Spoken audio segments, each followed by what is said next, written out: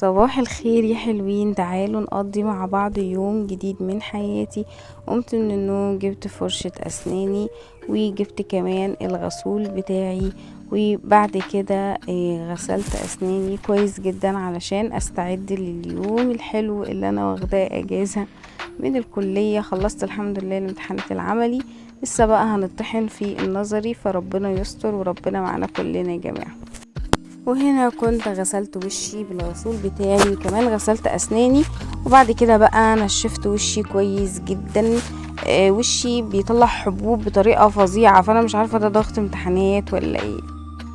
وهنا كنت جهزت الاسدال بتاعي والمصلية عشان اصلي.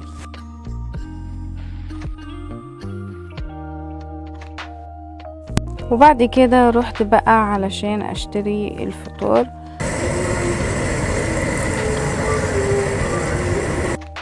بعد كده بقى وريتكم السلوبيتا الشتوي اللي انا اشتريتها امبارح.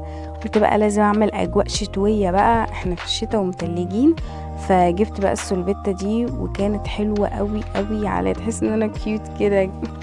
وبدات افطر مع كوبايه اللبن بتاعتي. ما تستغربوش، انا باكل طعميه مع لبن مع بطاطس مع شطه مع جزر مع بصل، خلطة بيضة بالصلصة. فاللي هو ايه، ما تستغربوش يا جماعة، انا بحب العك الصراحة، يعني انا بحب ده كله يعني وكده، فما تستغربوش.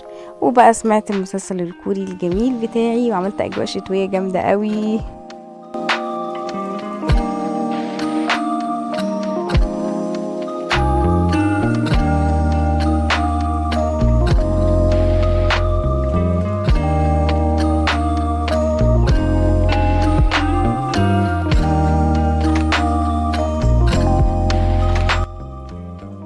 وبعد ما فطرنا لازم نحلي طبعا. اكلت الموز بتاعي وكمان السفندي، وكنت بذاكر، وطبعا باين عليا فرحتي بالمذاكرة، وان انا مخلصة كل اللي ورايا مادتين ليوم الحد الجاي، ولسه ما ذاكرتش ولا مادة، فطبعا باين عليا الانبساط. كنت مبسوطة قوي، وباكل السفندي وباكل الموز.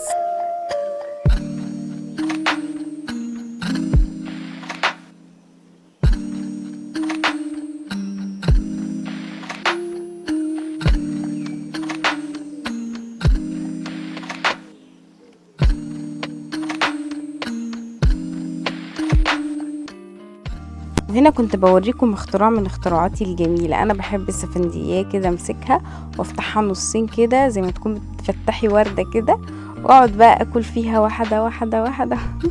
تفاهة، انا بحب التفاهات دي يا جماعة، فما تستغربوش يعني. كنت بحب اعمل الحركات دي وانا صغيرة، فلحد دلوقتي بحب اعملها.